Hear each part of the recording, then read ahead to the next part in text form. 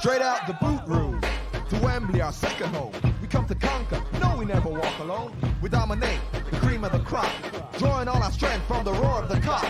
It's all for one, and one for all. Pass the moon, we're talking total football. Here we go again, Roy's red machine. Liverpool, the greatest team the world has ever seen. Pass the move, it's the Liverpool crew. Pass the move, it's the Liverpool crew. Pass the move, pass the move, pass the move, pass the move, pass the move, it's the Liverpool crew. Hello and welcome back to the Liverpool Groove. We're back. A whole month without an episode. It felt weird. But yeah, we're back. How are we? Not too bad, lad. How are we? You good? Good lad, I'm good lad. So new season is literally around the corner. Obviously, as we all know, we start with a 12:30 against Ipswich. Looking forward to that, I must admit. I like Ipswich, always have done. So nice them being back in the league. But yeah, games around the corner. Pre-season is now over. Transfer window, we will get into that because obviously we've got loads to talk about. New signings, the lot. Yeah, it's just been a bit of a mad one. But we're going to start with actual pre-season because obviously it's all changed. Arne Slot's the new gaffer. Few games we've had. Obviously we had 2 behind closed doors, 1 to start, 1 to finish, and then I think it was 4 in the middle. Yeah, 4 in the middle. So it's been, I think it's been a pretty solid pre-season. I said the other day, I'd done a video for another Ipswich channel, the Suffolk Crunch, which hopefully will be out in a few days or so.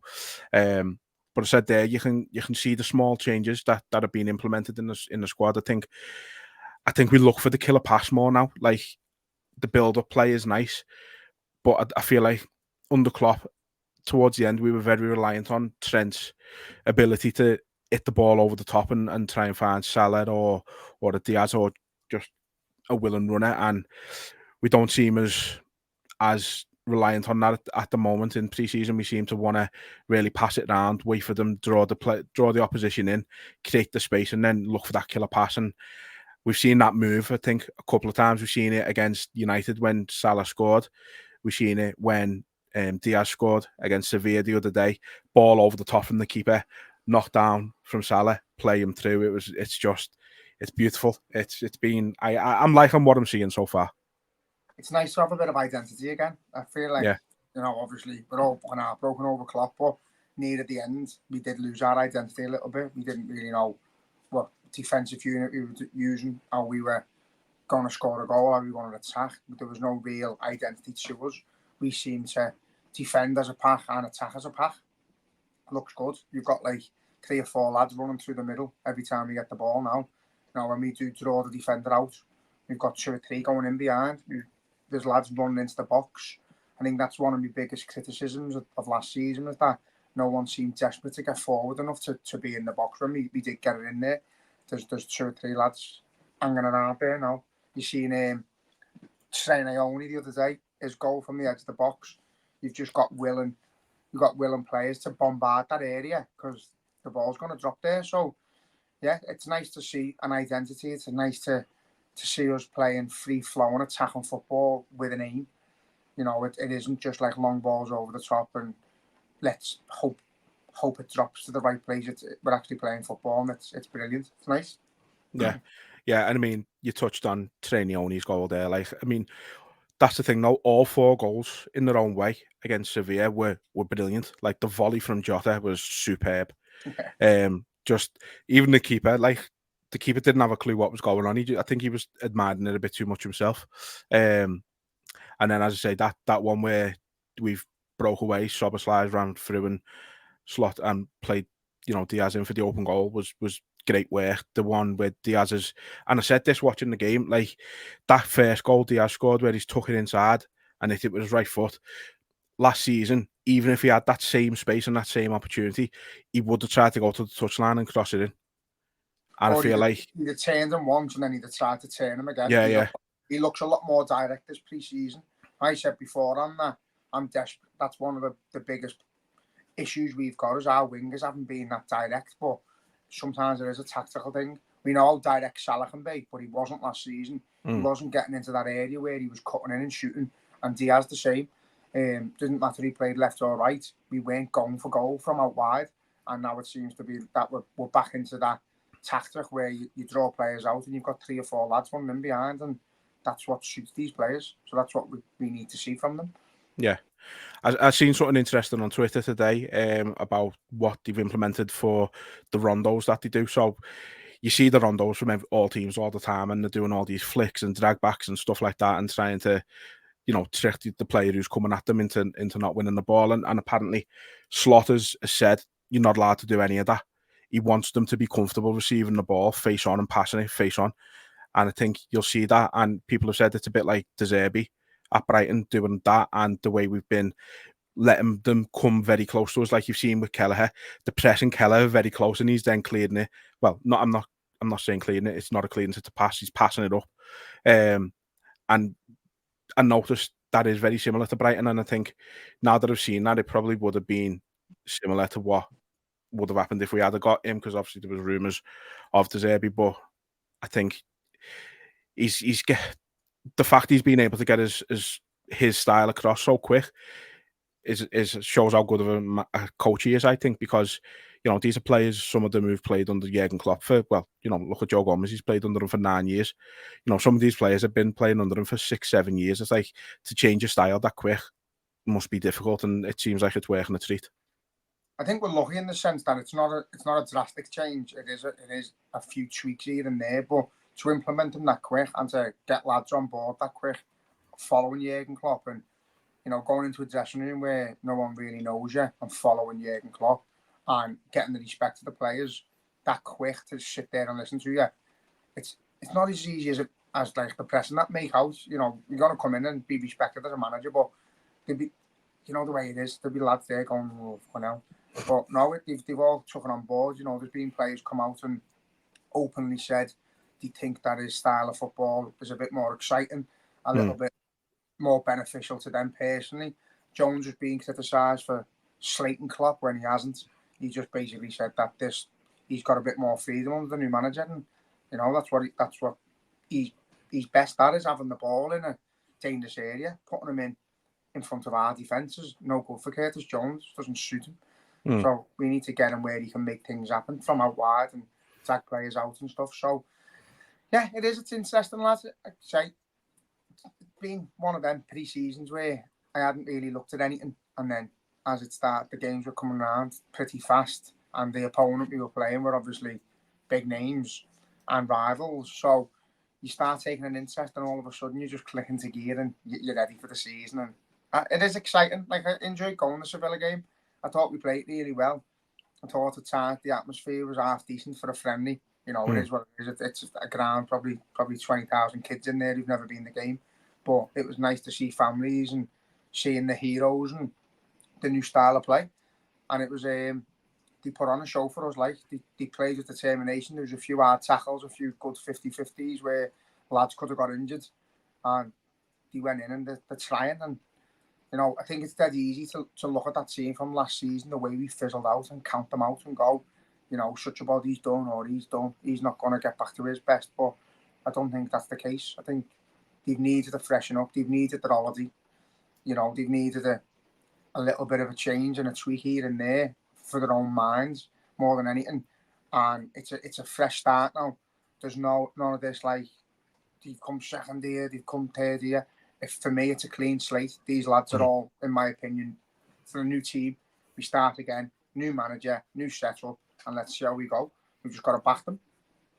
Yeah, couldn't agree more. And I think what's been interesting for me is you are seeing some of the players benefiting straight away from the different style. As you said, Jones has said how much he thinks the new style benefits him, as opposed to what he was previously doing. I think we're seeing better out of Szoboszlai already. I think we're seeing better out of Gravenberch already. Gravenberch at number 6 against Sevilla was absolutely brilliant. He was man of the match for me. Yeah. Because, we don't play with it. And we discussed this when we got linked to that Martin fella. That Martin fella. He doesn't use like an enforcer. He doesn't want a player like Endo, really, who's fixated on just winning the ball back. He likes us to do it as a unit and then have the tactical awareness and the belief to go forward with a pass from the number 6 role. But I don't think there's. I think no matter who we were to bring in, whether it would have been Zubimendi or anyone else in that particular role, I don't think it makes a difference because I think any of the lads we've already got can do that. Yeah. So I think they are going to see the best out of the likes of McAllister and Soboslai and Gravenberg and even Jones, RV Elliott, because they're not designated a sit-in role. They've still got the freedom. When we're defending, they're defending. When we're attacking, they're attacking. And that's the difference. Yeah. I feel like it's going to be a bit of what we used to see with, your Firmino, your Salah and Mane when they were a three and you kind of just all interchange with each other. I think you're going to see a bit of that in the midfield now. And as you say, like they're all doing the same job at the same time. So if they're attacking, they're all attacking. If they're defending, they're all defending rather than just someone sitting in. And yeah, I think it could work. Don't get me wrong, I think there's going to be probably times against better teams where it might catch us out a little bit if we do play like that. And I think that's where we'll really see how tested we are. And if we've got a plan B, because as much as we all loved Klopp and wouldn't have changed anything from his time at the club, I think the one thing we all can collectively say we wish we had under him was a plan B, and we never seem to have that. So I think in the games where we might be getting overrun in midfield and stuff like that, if we can change it at half time and implement, a slight variation on the style in games and things like that, that's going to be where cups and titles are won and lost this season. Yeah, as I say, I think your plan B is Enzo. I don't think Enzo's in his plans to start. I don't think even now, if we got offered like Edison from Atalanta or someone who is an enforcer who is just fixated on going in hard and winning the ball, I think if we signed him, he doesn't start. I don't think it matters. I think unless we go and get like a proper ball player, but that's where like players like Pacetic and that are still there and they're not getting talked about. But they're the type of players who can sit in that role, who are able to win the ball back. But the job isn't just to win the ball back. So that's what we're crying out for. Under Klopp's reign, that's what we were desperate for, a Fabinho replacement. This manager doesn't play that style and he doesn't have a single centre defensive mid sitting there, then we don't know.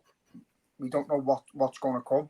We could do with someone for when we do play the likes of Man Cities and that, who can cover the ball and protect the defence a little bit more than we'd need to against the likes of Ipswich and that. But I don't know whether we're going to go out and buy a player just for them games. Do you know what I mean?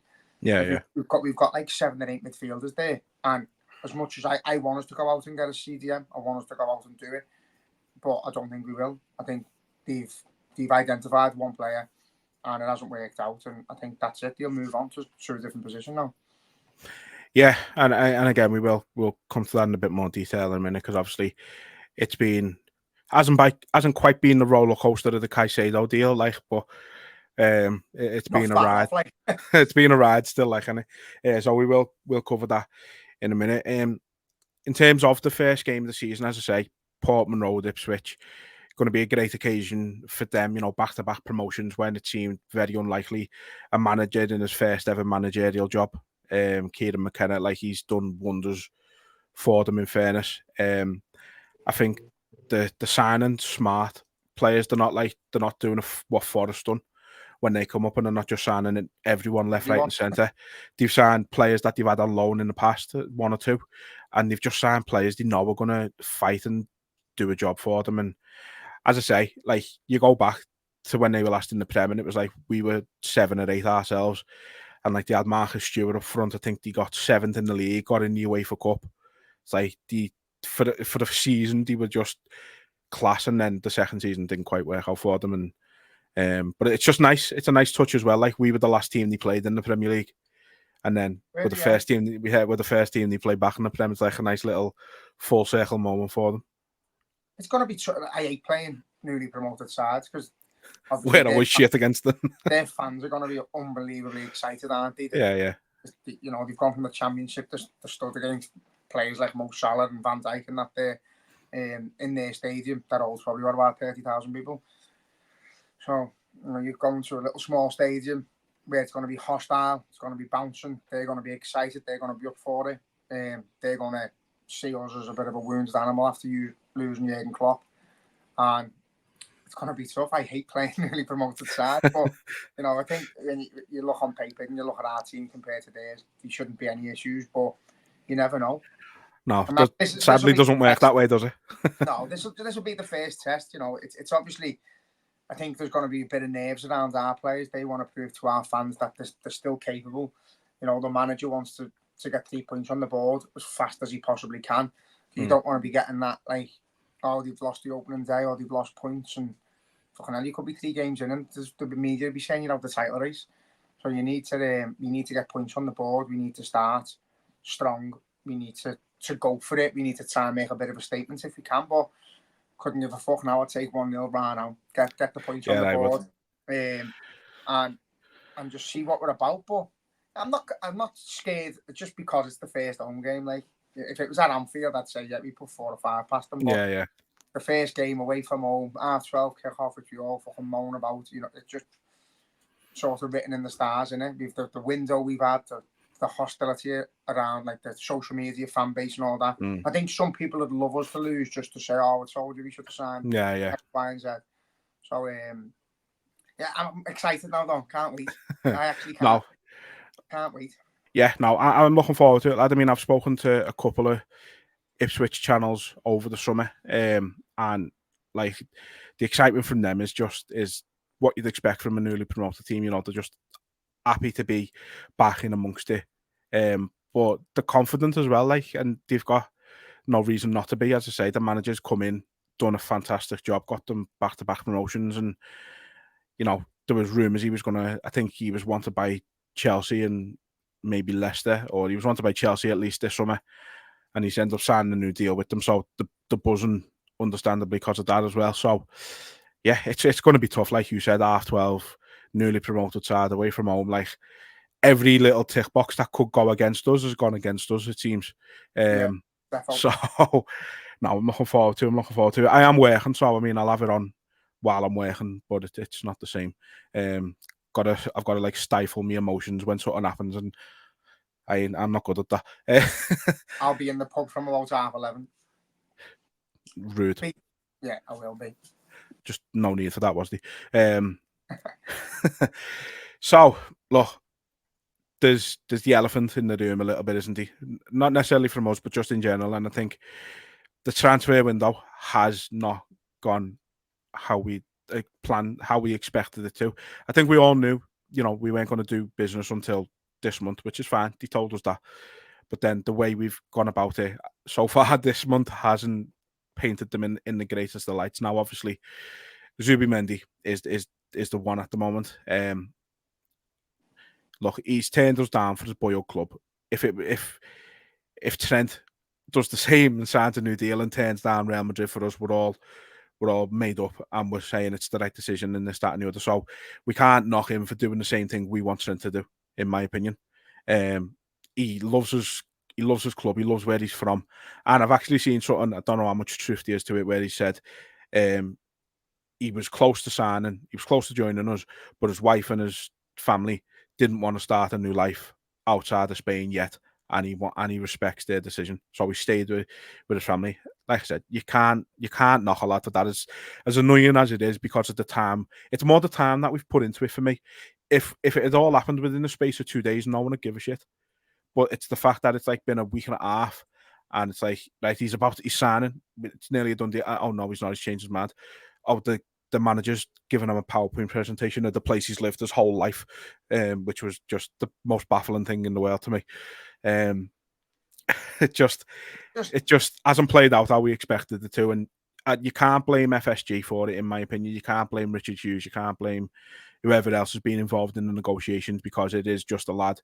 We were willing to pay the release clause, and the lad's gone, no, I want to stay with my hometown team. I just think we dragged our heels a little bit, and we should have given him an ultimatum. Should have been, let us know in the next 24 hours. If you don't hear from you, we'll move on to other targets. I don't think with that, like, ruthless in our business. It's happened a few times now. It's almost as if we're begging players to join us, and I think that's a bit off-putting for anyone who wants to join us. But that in this situation, it weren't a case that he's chose more money, because he hasn't. He's chose fucking half what we offered him. He is just literally doing what Gerrard done he's probably had someone on the phone saying, "You fucking can't go there, lad. You can't leave here. It's in your blood." You know, he'd have had many conversations with mates and family, and yeah, his missus and that. Which, in my opinion, he should have fucked her off and got a scouse bird, but he never. Yeah, but to be honest, lad, I'd seen him a handful of times. Seen him in the Euros. Looked an half decent player. Could possibly be a brilliant player, but it never rocked my world. I wasn't that interested in not getting him or getting him. I don't think he comes in. You're seeing helmets who play FIFA and that going, "Oh, who stops this Liverpool team?" And you're like, one signing doesn't make a team that good. Yeah. You know, especially in a position where, as I said before, he's not an enforcer. He's not dead set on winning the ball back. He's a bit more like an Alonso. You know, the ball will get given to him. You're like, but you need someone alongside him who can do that role. So, for me, as far as I'm concerned, he's not much different than a McAllister or a Szoboszlai. He's just there. He's going to be a bit flair on the ball. He's going to make things happen. But he's not, because he didn't sign. So, yeah, not really. No, I think the issue that comes out of it all is the news that we're supposedly not going to be trying to sign another player in that position for the rest of the window, which for me feels like a risky decision, a bad decision. And I said it last night, you know, I feel like we're going to end up with that Rabiot on a free. And even right now, I'd probably just take that, even if it was only for the couple of years, you know what I mean? Like, just somebody else, another body in there. If the rumours are true that, you know, we're going to let Bajcetic go out on loan and just discard of all the Klopp's kids, it seems, in one window. You know, Bobby Clark seemingly going to Salzburg. Massive mistake if that happens, in my opinion. You know, Carvalho, who was having a good pre-season, I thought was going to be involved in the squad this season, and you know, he's just signed for Brentford. Don't get me wrong, I think it's a good deal all around. I think obviously, you know, Brentford get a good player, a very good player. Fabio Carvalho gets a team where he can go and be a bigger star, and Liverpool make a big profit on a player we paid what, 5 million for, something like that. What I don't understand though, we're not a club that needs to be chasing profit, and I don't get why. He's been probably the best player in pre-season. He looked really promising. He looked the closest thing you could get to like a Coutinho type of player. Can just change direction dead quick, get the ball into the net. Fucking dead clever, keen on making a run into the box. He had a good pre-season. That's baffled me a little bit. I don't know why. The only thing I can suggest is that he's got a bad attitude. I think he took him off in a game. He was 3-0 up and he was shaking his head and muttering in a pre-season friendly. And I think on that day he changed about fucking 7 other players at the same time. Yeah. So he might have that arrogance that he thinks he's a bit better than he actually is. Yeah. And he might come across nice, but for whatever reason, Klopp didn't like him and Slot hasn't liked him. So. Well, I mean, people have said, you know, he wanted to play centrally behind the striker. Slot seen him as someone off the left, and he wasn't happy with that. His comment, I don't know if you've seen what he said. Brentford had put a bit of a picture up, and he's basically said, you know, I wanted to go to a team where I'm loved, where I feel wanted, and so obviously, I don't know, maybe he has just got a bit of an ego about him, and thinks that he should be like starting ahead of your Szoboszlais or your McAllisters and stuff like that. And don't get me wrong, I think the lad's got bags of potential, and I think he's going to be fucking absolutely brilliant in a couple of years. But right now, he's just not at that level. I just think I would have used him as a like a half an hour game changer. So would I. You know, if Diaz weren't working or Gakpo weren't working, then get him on. I'm a bit baffled by it. I am big because I thought he's got massive potential, and he's seen like with a few of the players already. You know, he's been out on loan. He's done well on loan. He's come back. Just not. He's got the chance in pre-season. He's played pretty.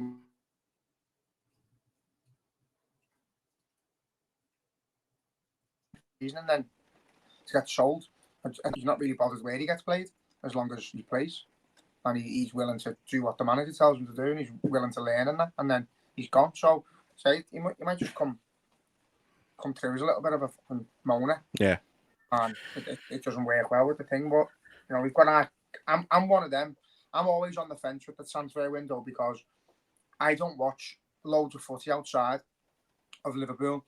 So I couldn't sit there and make a list of players who are going to come in and improve us. I know you've got these people who play FIFA and they know the ratings of every fucking player in the world and that, but it's not real life.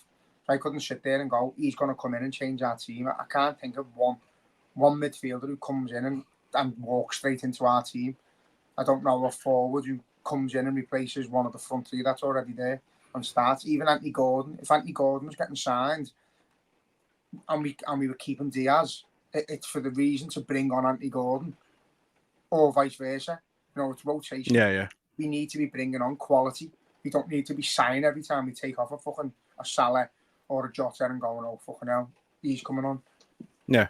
That's and our problem at the minute. We haven't got the sheer strength to make them changes. So when the inevitability happens that we're going to get injuries, Jota's made of glass. You know, Diaz always gets a knock. The midfielders fucking get swatted every season. So when the inevitability strikes that we're injured, we are going to be a bit light. Yeah. And it's who you can throw in there then. Yeah. No, and it's funny. You say, you know, you don't watch a lot of football outside of Liverpool and stuff. And I always remember you back in the day, you get Footy Manager, you go Liverpool, and you just have the team that we have. You wouldn't buy anyone. You just manage. The only time I change it, I'll go on Ultimate Team and I'll buy who Liverpool are linked with, and that's it. Because that's my only interest. I'm only interested in the players who are there. You know, it's nice to have.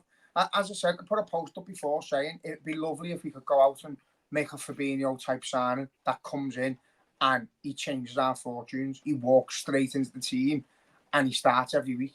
And he's then, but who is it? Who do we bring in that does that? Jordan Henderson. But you know what I mean? There's not really a winger in the league or a forward in the league that you're going to go, oh, we need the best in Jota. The problem we've got is we struggle with injuries. Diaz, as I said before, I wanted him replaced with someone a bit more direct. I didn't want him gone. I just wanted a different style. But he's seemingly going into the system where, he's been a bit more direct this pre-season. So Salah got players running in behind. You know, he hasn't got to hold the ball up and wait for the cavalry to turn up. He can do it himself because he's got the backup. So just got to see what happens. I will be dumbfounded if they don't give Arnie Slaughter any money this window. It's not a good fucking look. Even if you're only buying squad players, you know, if Ben Doak goes, if Clark goes, if Pacetic goes out on loan, and we don't bring anyone else in, it's brain dead. Yeah, in terms of numbers, in brain dead, it's actually brain dead. It's already we're already looking a little bit light. There shouldn't be any position where there's only two names, and there's a few for us. Yeah, there's a few. What's your take on this whole goalkeeper situation that's supposedly going on? Obviously, you know, meant to be trying to get this Valencia keeper Mamardashvili had great Euros for Georgia. Was their best player by far.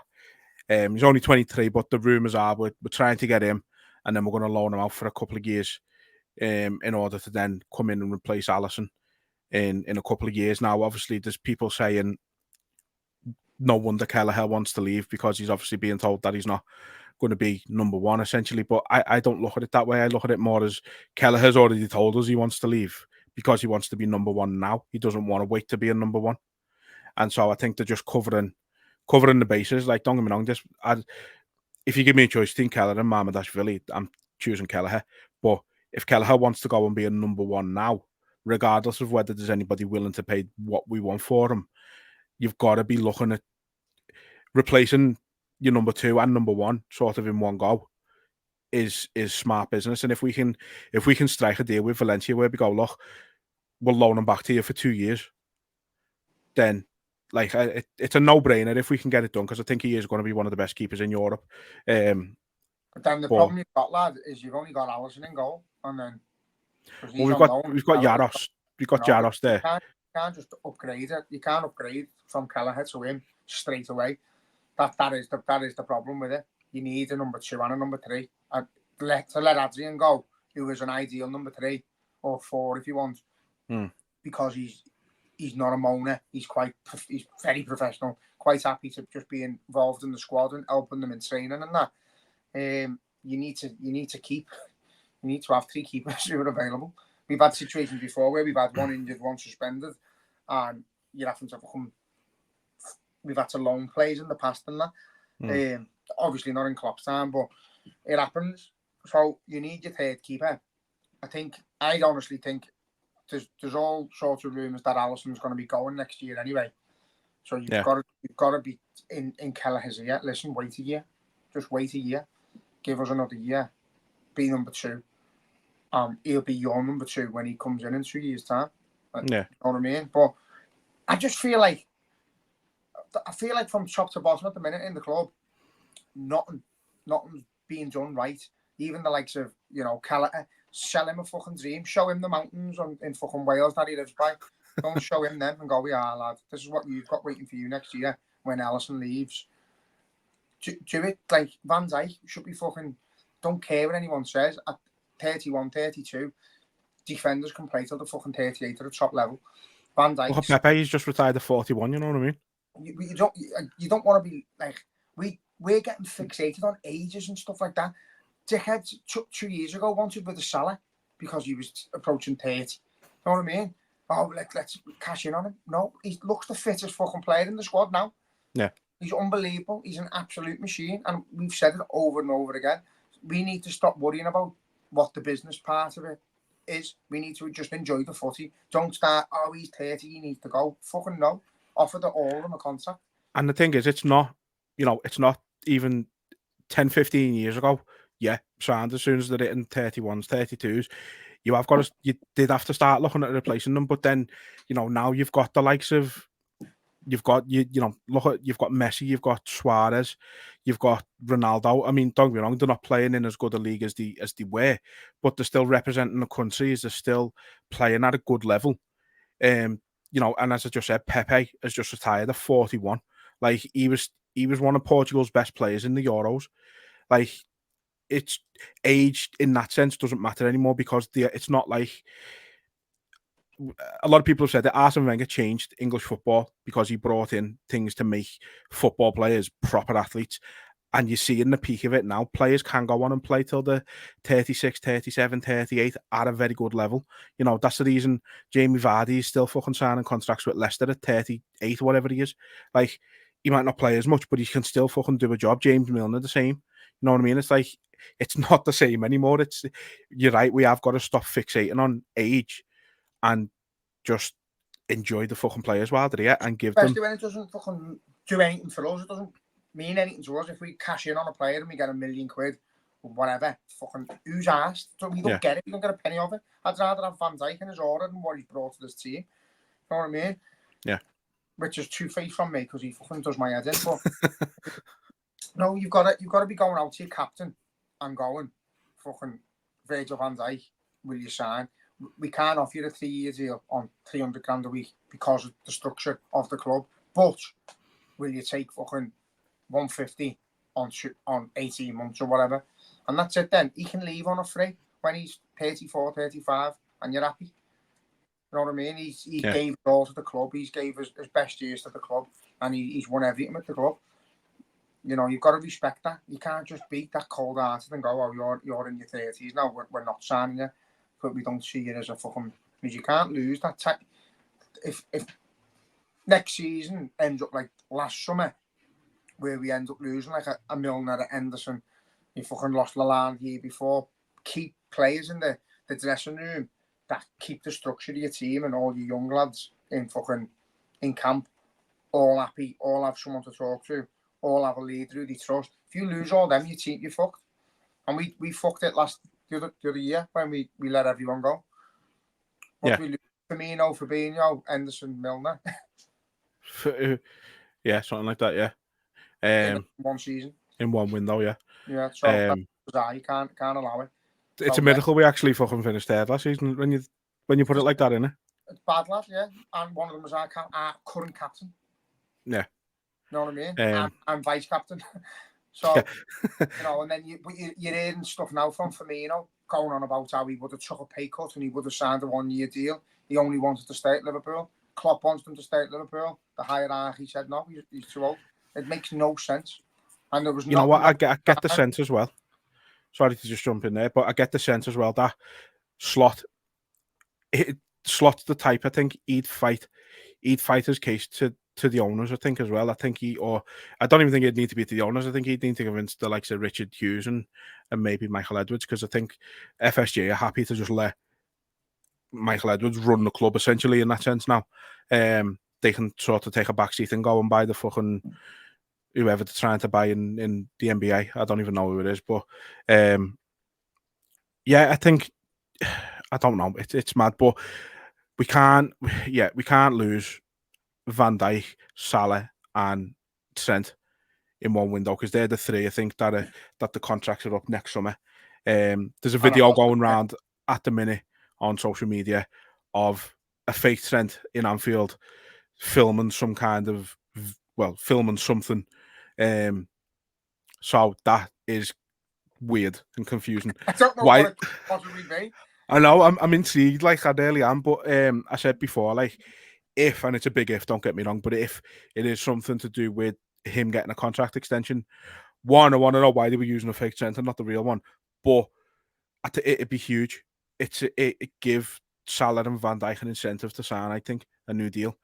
I don't think it's an incentive though, lad. I think it's they're not getting offered it. There's no conversations in place, and that's, I know, but I from think a club point of view, that's the way thing. That's why Gerrard nearly left years ago, because there was no understanding from the club of how a player feels. They didn't really care. They didn't make him feel that wanted. He just won the Champions League, and they should have been there fucking kissing his ass and begging him to stay, and they never. They were too that was Rafa's style, though, wasn't it? Let's be honest. We've heard it from a number of people now. They're not involved, lad. He said it. Rick Paddy was meant to have a meeting with him and didn't have the meeting with him, and things never got discussed. And he basically said, "I felt like I just wasn't wanted."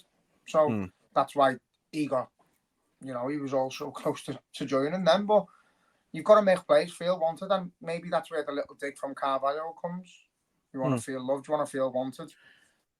It might just be a cold-hearted business point of view, and your coach is your coach, and then everything else is just like no one knows what's going on. Maybe that's why they brought someone like Richard Hughes in now, because obviously he was, he was a player himself for 15, 20 years. He played in the Premier League. He fucking scored against Liverpool.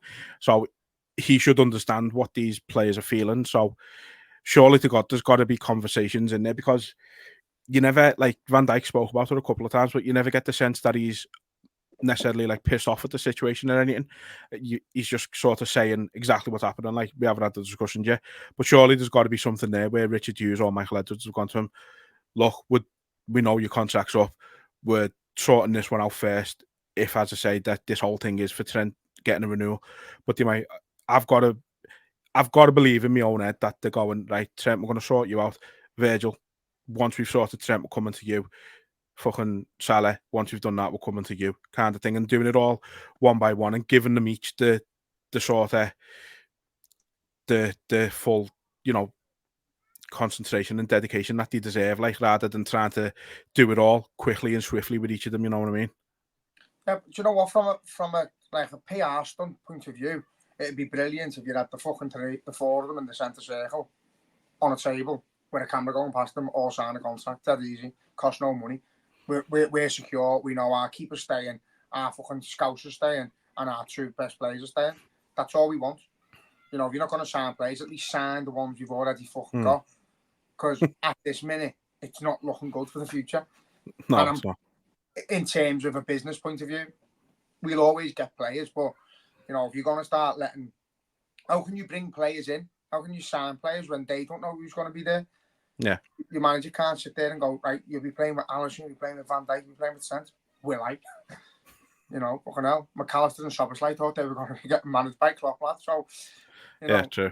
We're just a fucking big game of charades at the minute. No, I mean, look, like you said, I can't picture a world where we don't sign someone. We've got to sign somebody, and it looks bad. Obviously, we're the only team in Europe in the Big Five leagues that haven't signed a player now. But at the same time, Arsenal have only signed one player. City have only signed one player. Like, they're not going mad and going out and strengthening like crazy. They're not doing a Chelsea. You know what I mean? No one's doing a fucking Chelsea, to be fair. Chelsea have got to do a Chelsea because they're that far behind. They're shite, and they'll be shite again because you can't do it. You can't keep bringing players in that are just names.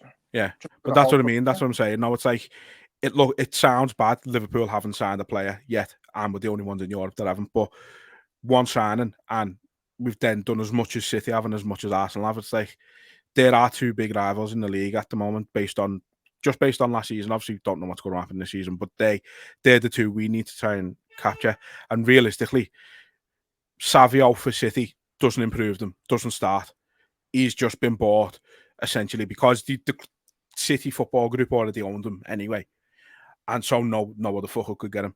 Basically, what Chelsea used to do when they got De Bruyne and when they got Salah, buying players so no one else can buy them. He doesn't improve them in the slightest. So realistically, you might as well say City haven't done anything. Except they've lost Alvarez, so yeah, and they've lost Alvarez. Calafiori. Calafiori's a good signing, and I would have liked him myself for us. In fairness, we were linked with him a little bit. So he looks a good signing in fairness to them. But you know, their defence is going to be 4 centre-backs across the back 4.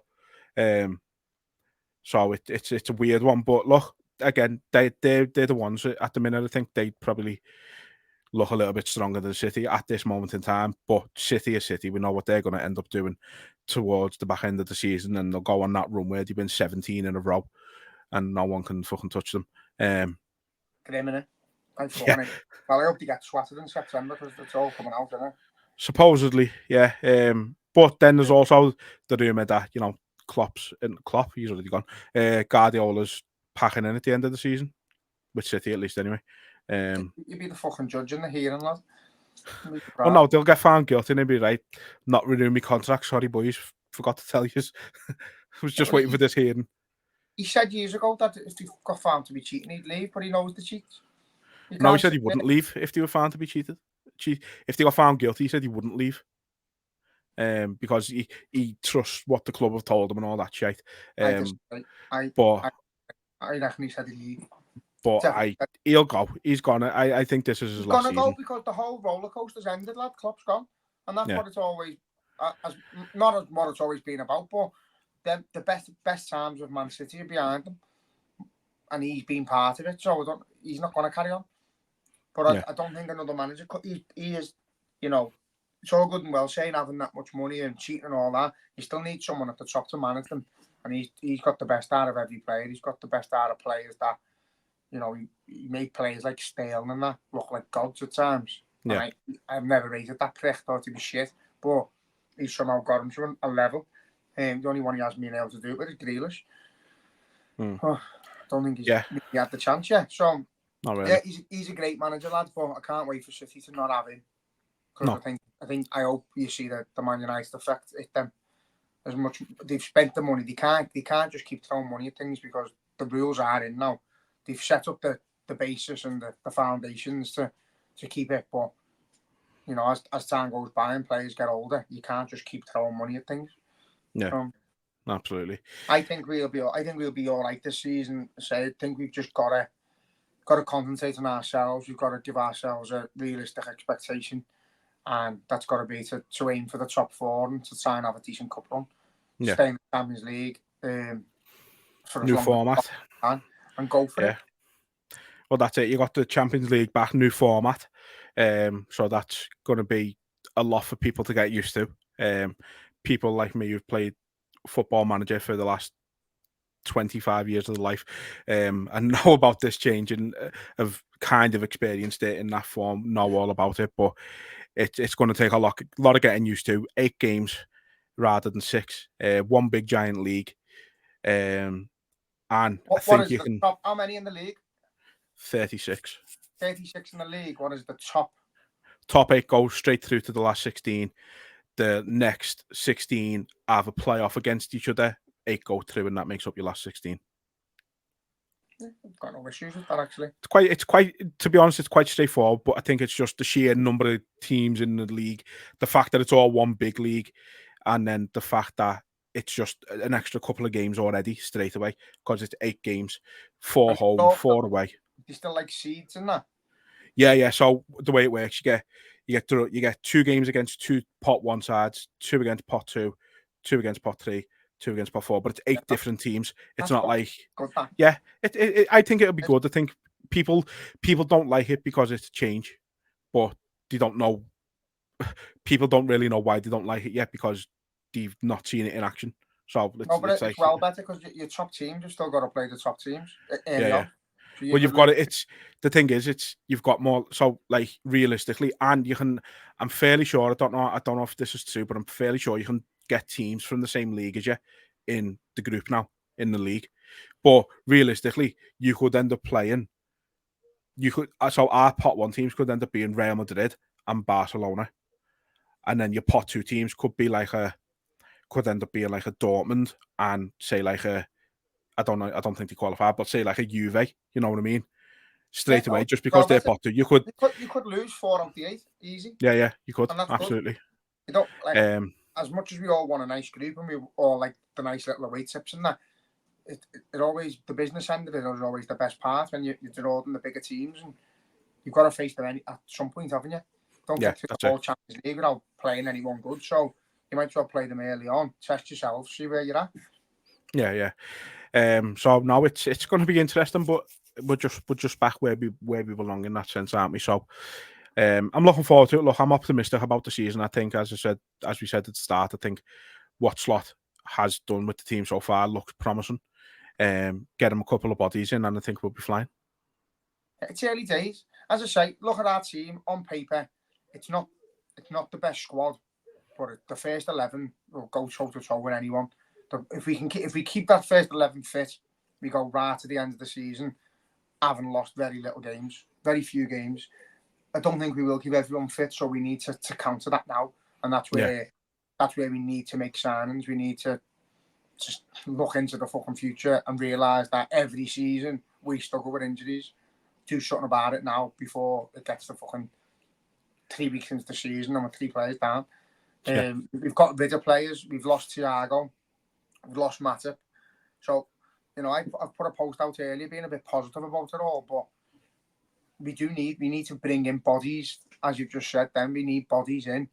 I don't know whether we can bring players in who are going to instantly walk into the side and change us and make us fucking title favourites or whatever. I don't think there's anyone about that can come in and do that for us. But we do need bodies in. And as I say, if we could go and get someone that the quality like a Fabinho to come in and cement himself straight in the middle of the park, be brilliant. But it's who's available, who's about. Yeah. I think there's 2 or 3 names floating about now that people are interested in. And none of them fit the system of Arne Slot. So it just makes no difference. No, it doesn't. You're right. My big one. So I don't think the only one player who I don't think is cut for us is Tsimikas. I just don't think he's good enough. I don't know. I think he's one of them. He's borderline got a mental problem. When no matter where he is on the pitch, if he's anywhere near the ball, it's a foul. He just kicks people in the shin and in the knee for no reason whatsoever when there's not happening. Why not? He's got no brain. No, he's a weird one because I think when Robertson had that long injury last season, when he first come into the team, we were like, I think a lot of us were like, shit, he's not good enough here. And then he improved and he was great after that. You know what I mean? Robbo takes a few weeks to grow into it, but no, they even watched him in the friendly. He was the one player I was going, oh, we need a left back.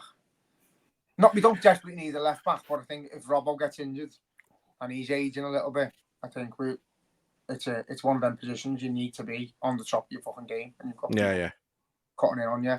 So if you can get a defensive mid, it'd be lovely. If you get another direct forward, but it can all change, lad. The one position we don't need is a goalie, so we'll go and sign a goalie, obviously. So we could go out and get a backup left back, centre mid, and a forward. If that forward was Anthony Gordon, I'd be absolutely delighted. Just for the sentiment value of it, with him being an ex-Blue as well, it'd be like the icing on the cake. Would. I just can't see us unless we sell our 3 forwards. We won't spend the dough, so let's just wait and see what is the left of the window. I imagine it'll close half an hour. So it won't close on the Sunday. I wouldn't have thought so. The 2nd, so we've got just under 3 weeks left of the window. It's usually midnight on the Sunday, isn't it? No, I don't think they'll close it on a Sunday. I think it normally closes on a Monday. I think. Why? I don't know. No, you're lying. No, I reckon that's what it'll be. Usually ends No, 10, it doesn't. It closes. I guarantee. 1 o'clock, innit? Never closes on a Sunday. You've got to have work. Let's see. Summer No, it transfer usually window is because 2024. I usually debate booking a day off work for deadline day. I don't know why, because we never sign Closing date. Oh no, okay, fucking hell. So I was right that it doesn't close on a Sunday, but it closes the 30th, Does it? Yeah. which is the Friday, which is a mad one. You could like give the extra fucking 3 days there. So that means we've got what 17 days left of the window. So Even that, the likes of Anthony Gordon and that, he might want to come to us. He might throw his tummy out the pram or his choice, whatever you want to fucking call it, and say he wants to come, but he's got 2 or 3 years on his contract. They've got no reason to sell him unless we offer mad money. There's no fucking chance of it. I can't see anything like that happening, and that's my problem. Is I can't see. We haven't got that power at the minute to go and bully a team to let them give us their players. Yeah, we've lost that oomph in the market where we can just go and take whoever we want. We haven't got that in us at the minute. No, we haven't. Well, look, let's wrap it up there anyway. Obviously, I know you've got to shoot in a minute, so it's been good being back. As I say, didn't do one last month, so it has been nice being back. And this is us for the season now, so you'll see us hopefully every week anyway, after match days. And there'll be a lot of fucking match days this year, so looking forward to it. Looking forward to another season. It's all changed, but it's positive. You got to be positive. And look, as I just said, you got 17 days left of the transfer window, so let's wait, and if we have to slate the ownership and the people in charge of transfers, let's at least wait until the window's closed and see where we are at that point, But yeah, until next time, up Arnie Slaughterheads. Up the Reds.